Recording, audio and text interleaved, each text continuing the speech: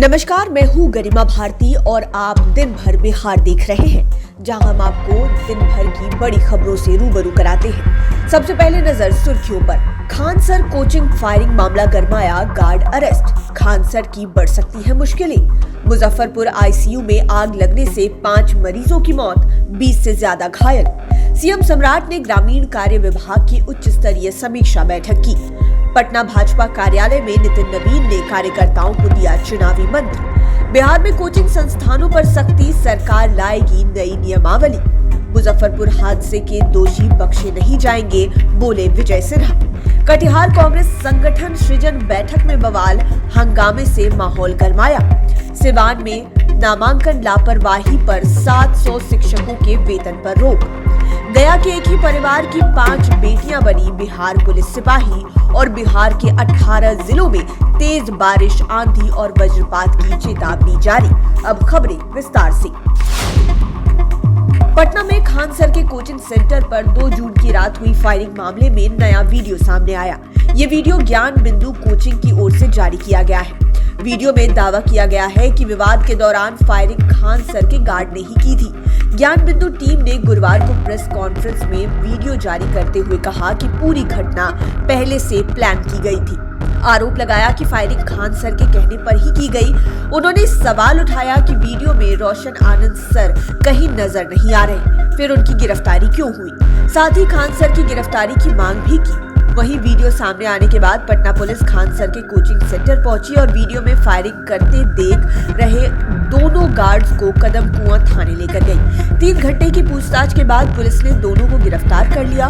दोनों ने पुलिस को बताया है कि उन्होंने खान सर के कहने पर ही फायरिंग की थी। पुलिस ने दोनों के हथियार भी सत्यापन के लिए जब्त किए हैं। फायरिंग वाले वीडियो के सत्यापन के बाद कदम कुआं थाने में नई एफआईआर दर्ज की गई है।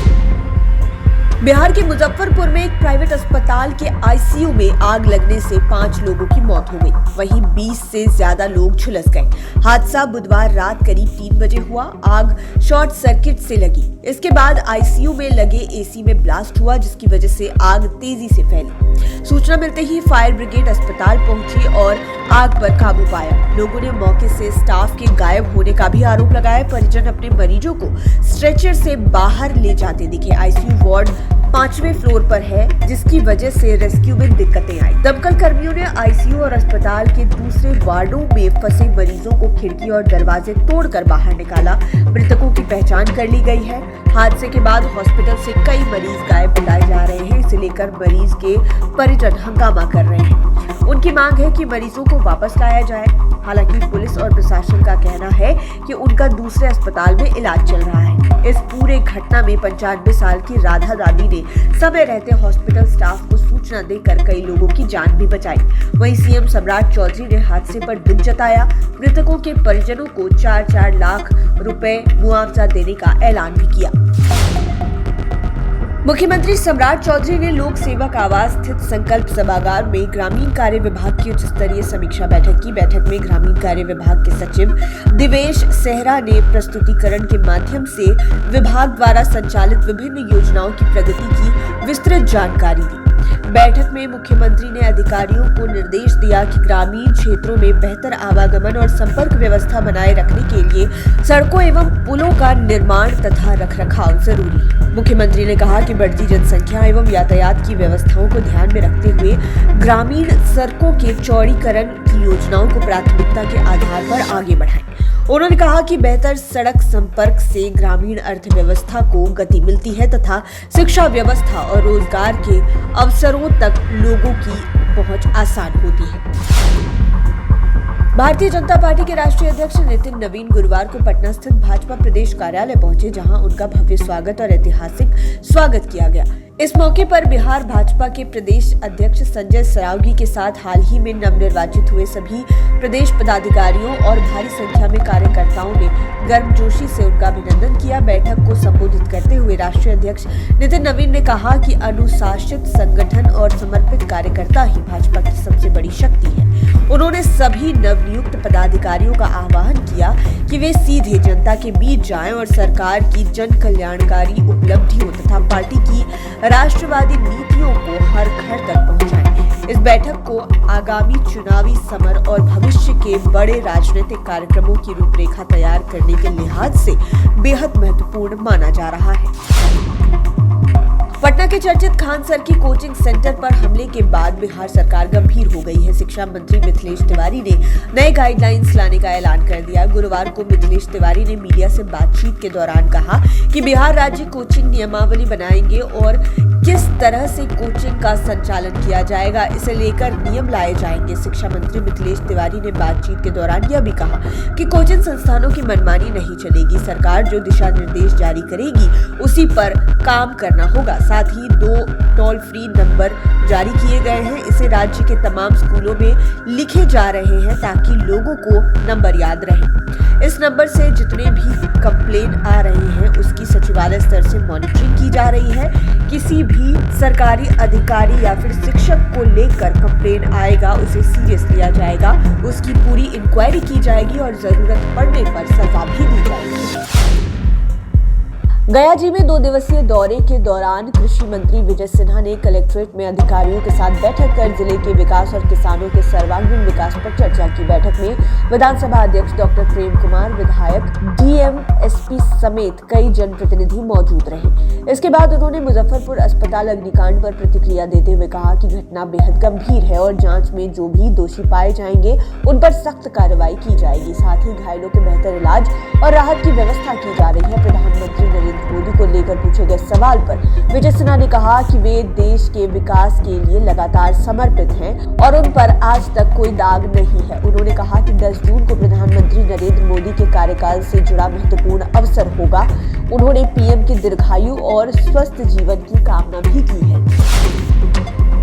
कटिहार में कांग्रेस का संगठन सृजन अभियान उस समय सुर्खियों में आ गया जब पार्टी को मजबूत करने के लिए बुलाई गई बैठक गुटबाजी और हंगामे का अखाड़ा बन गई। राजेंद्र आश्रम में आयोजित इस बैठक में बिहार कांग्रेस अध्यक्ष राजेश राम की मौजूदगी के बीच जमकर विरोध और तीखी नोकझोंक देखने को मिली। कदवा के पूर्व विधायक शकील अहमद खान के संबोधन के दौरान माहौल अचानक गर्मा गया जब उनके बयान पर कई कांग्रेस नेता भड़क उठे और जोरदार विरोध शुरू हो गया।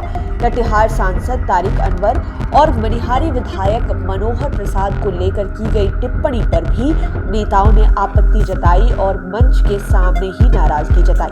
देखते ही देखते बैठक का माहौल तनावपूर्ण हो गया और कार्यकर्ताओं के बीच गहमागहमी बढ़ गई। संगठन को मजबूत करने के उद्देश्य से आयोजित इस बैठक में सामने आई अंदरूनी खींचतान ने कांग्रेस की गुटबाजी को एक बार फिर से उजागर कर दिया।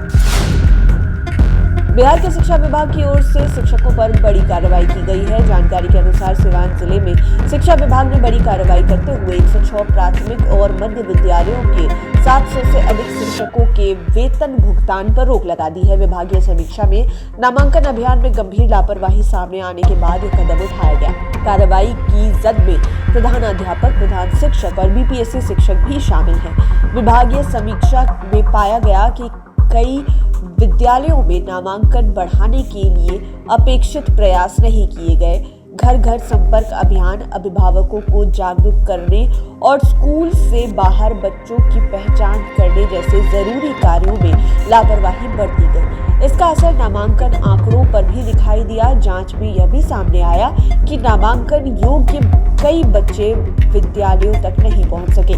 विभाग ने इस गंभीर प्रशासनिक और शैक्षणिक लापरवाही मानते हुए संबंधित शिक्षकों के खिलाफ कार्रवाई करने का निर्णय लिया।